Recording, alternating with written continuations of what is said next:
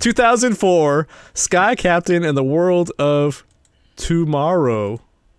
Sold Do you off like of, how I dragged that out? Because I was trying to get the sold off thing of up. a short film that was, Yes. yeah. Well, here's the description. After New York receives a series of attacks from giant flying robots, a reporter team up with a pilot and their origin and the reason. Blah, blah, blah, blah. I looked into this. I did some research on it, and Kerry Conran, the director, he actually did like a short film to basically sell it. And the short film is really interesting. It really is. Yeah, I mean, and I guess he showed it to the production company, and they liked it so much that they were on board with it, and they didn't even have a distributor until the end, and Paramount decided to pick it up. yeah, I can imagine that. I have to say I mean I like it a lot. I don't think I would watch two films done that way because it's an amalgamation of just about every technique that you could possibly overlay from early black and white films, and Yeah. there's a couple of there's a couple of problems with them with the effects. I mean, if you've ever seen Metropolis, sorry about that. If you've ever seen Metropolis, Yeah, absolutely. an awful lot of the effects of Metropolis were the idea that he was going for. He was trying to imitate those practical on in the camera effects. Well, I felt like this was definitely all about 1940s. And Art Deco was kind of the look. That's right. Which seems a little bit late for Art Deco, isn't it? Wasn't Art Deco kind of earlier? I don't know. No. You're thinking. I always thought it was 20s and 30s was Art Deco kind of. 30s to the 40s would have been Art Deco. The 20s would have been Art Nouveau. Ah, okay. In fact, Art Deco would have been more of an answer to all the soft lines of Art Nouveau. Right. Art Deco's more straight lines, more rigid, and whereas Art Nouveau always balances in a symmetrical way. More Art Deco tends to balance more in a non-symmetrical way. Thanks for joining us on Art with Mick.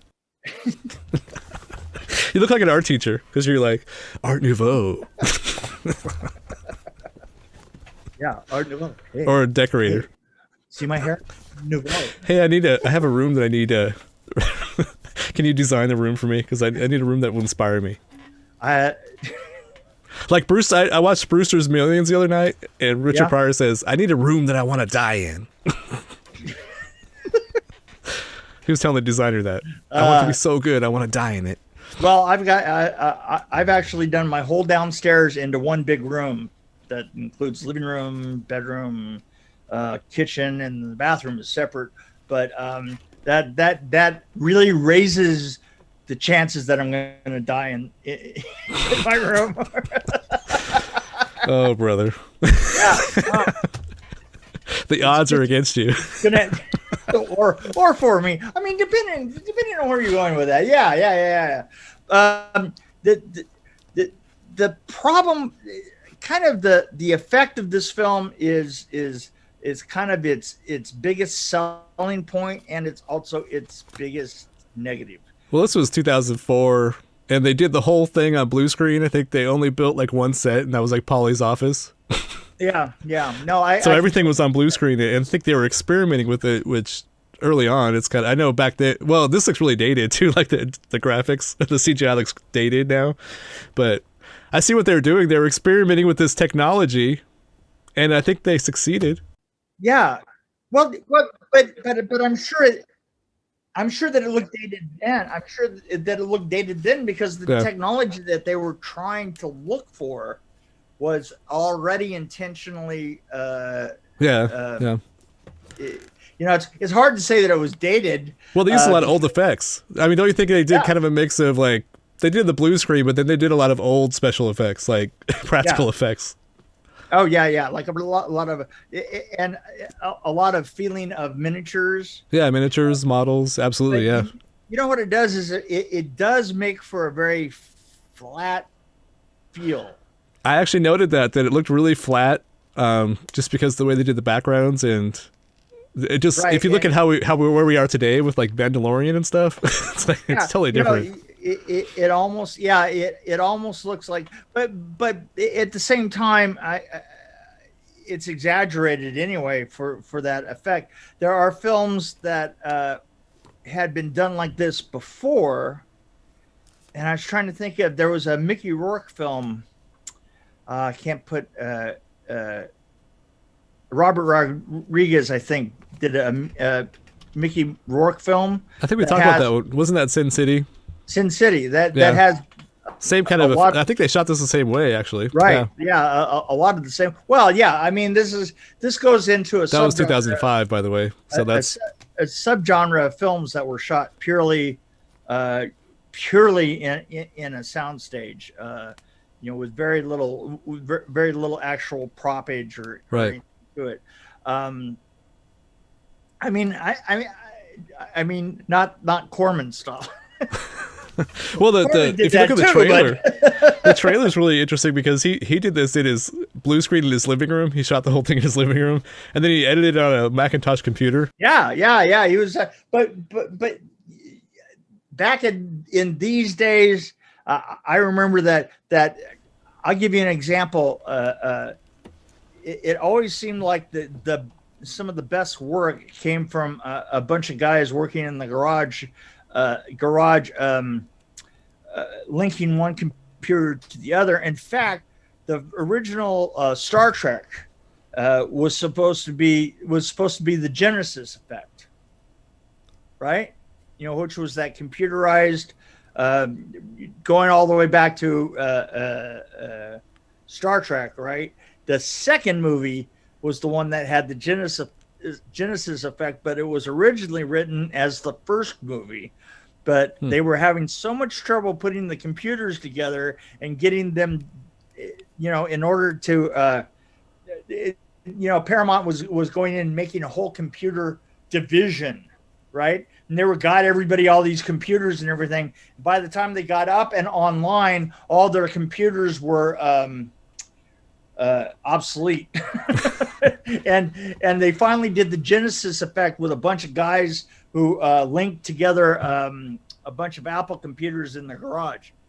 So, and that's kind of the way that well, this was an old Apple computer, because I looked up the Apple he was using, and it was like from the 93, I think it was when it came from. Like, I was like, that's 10 years old at that point.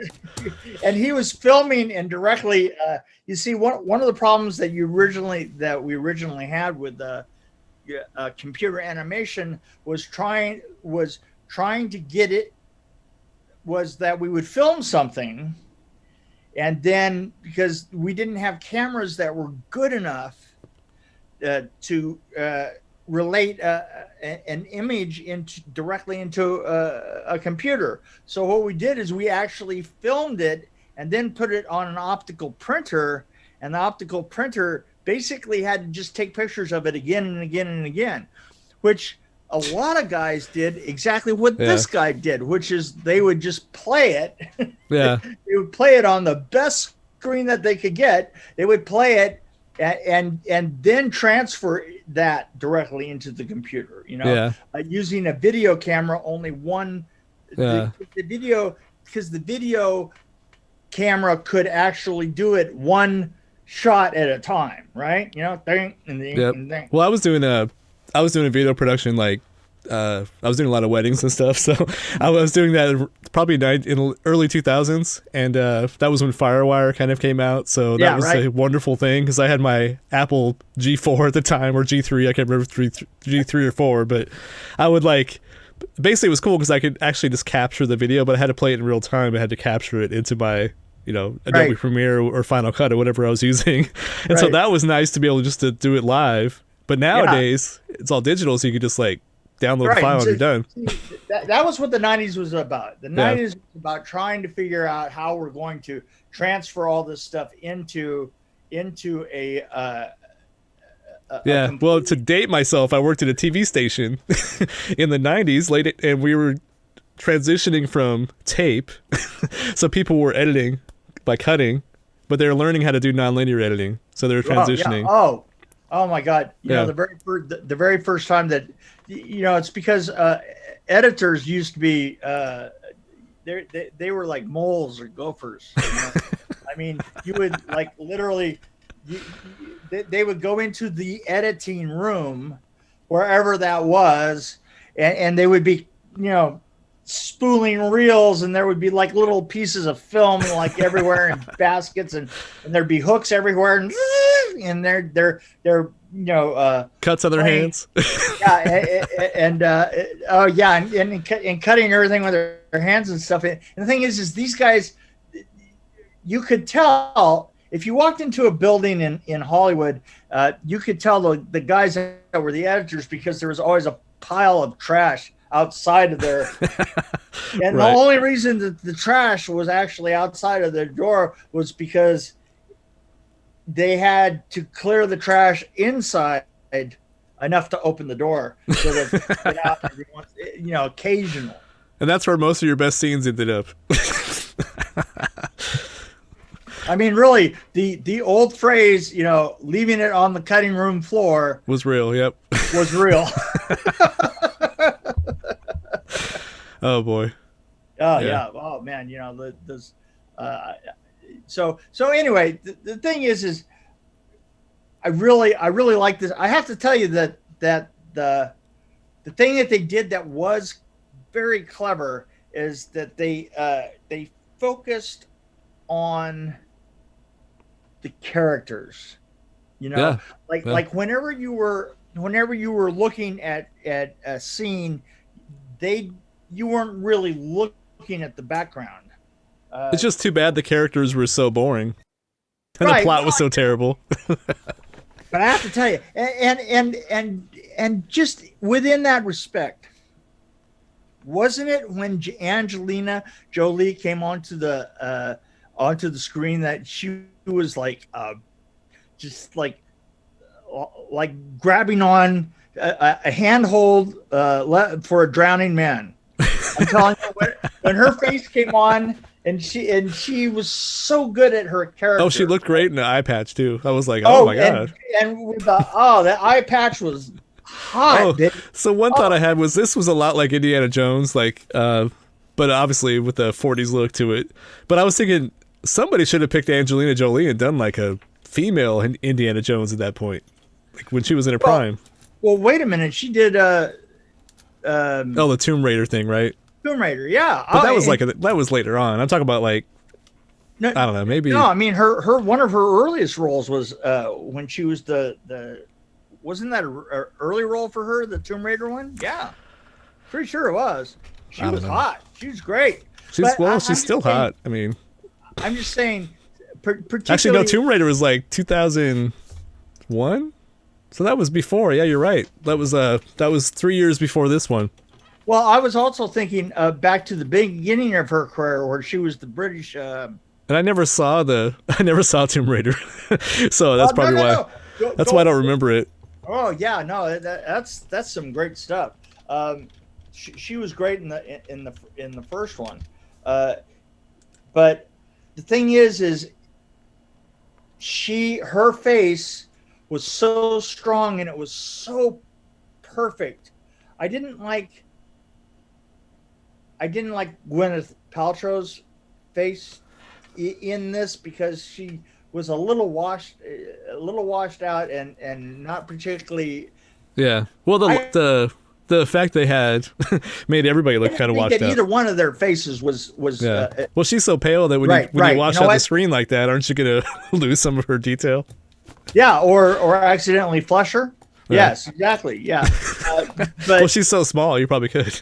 Yeah, right. But she was pregnant, by the way, when they shot this. Just a little trivia tidbit there. Trivia from Kurt. Anyway. But really did appreciate Angelina Jolie in that role. You know, it's funny is I always say to myself that and I think to myself that Angelina Jolie is overrated then I see her in a role, you know, and I go, holy shit, she's even especially in support roles, she's fucking amazing. No, I forget about her until I see her. Like it's kind of one of those Right. things. I haven't seen a lot of her movies. I've seen like the highlights, like you know the ones that everybody knows about. But I never saw Tomb Raider.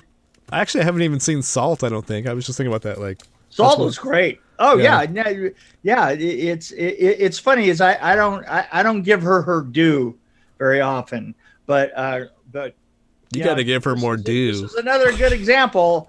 You know that I think that the way that this one ended was a little confusing. Wasn't there a certain respect where you went? The whole thing, I said that.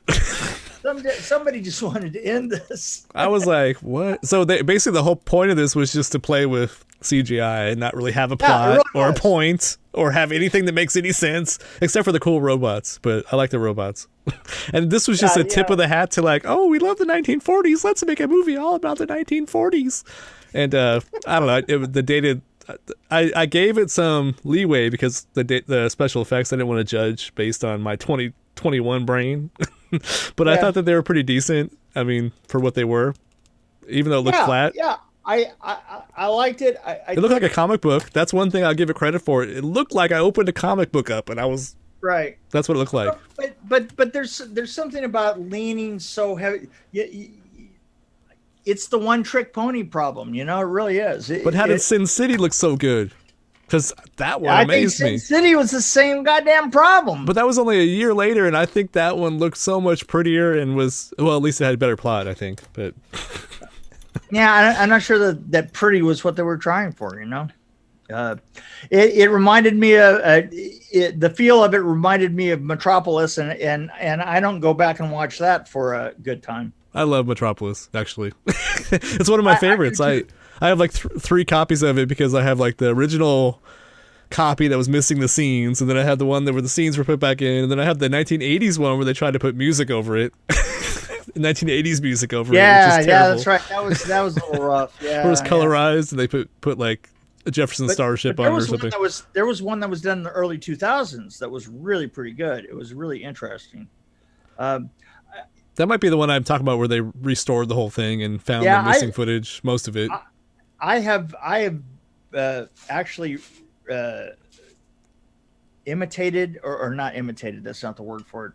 I've actually done the shifted process, which was really, honestly, the you know how when they say we're going to do it with mirrors, we really did it with mirrors. Right, smoke and mirrors.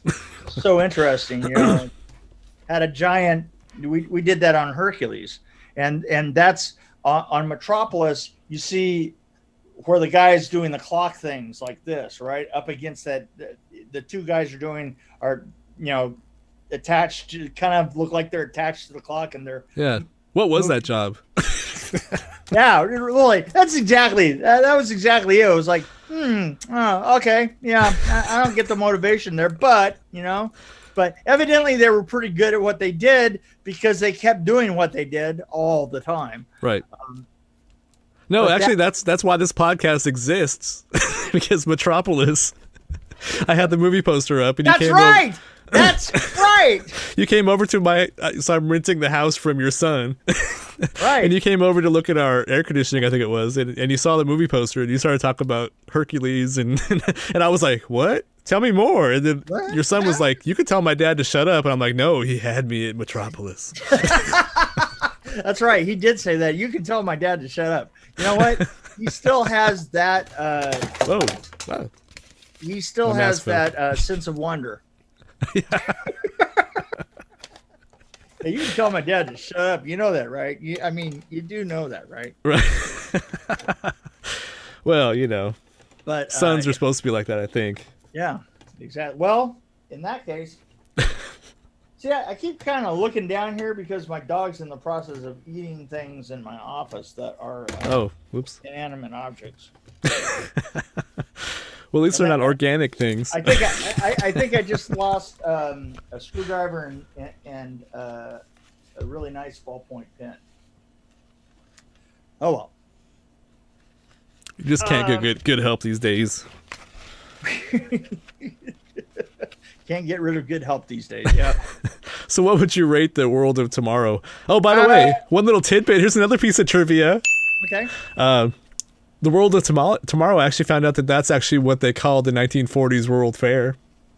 Was it? Which I thought was interesting because I think this was kind of a glimpse at that, like giant robots. I'm sure they talked about the World's Fair. It was probably a subject they thought of, like the future giant robots coming from another planet. I don't know, things like that. Hadn't they just recently invented the term robots? Yeah.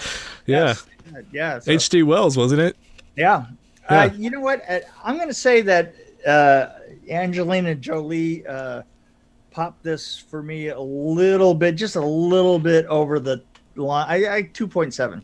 What? Oh my God. Okay. I'm like at a 2.3 or no, 2.2. I got to be serious here. So 2.2. It would have been a 1.8 without Angelina. 1.8. But I just thought the humor was so bad. There's a lot of stuff I didn't like about this. But I liked the look. Actually, I kind of liked the look, even though it was flat. But I felt like, okay, comic book. Let's picture it as a comic book. I like the look. I just, you always got to wonder if by the end of it, that Paul Simon song "One Trick Pony" doesn't come into your head. And go, well, I wouldn't watch another one, like you said. Yeah. Yeah. No, it's the 300, right? It's this, and what was the other? Sin City, right? Yeah. That's enough of that. Sin City. That's enough of that. Whoever's doing that, enough.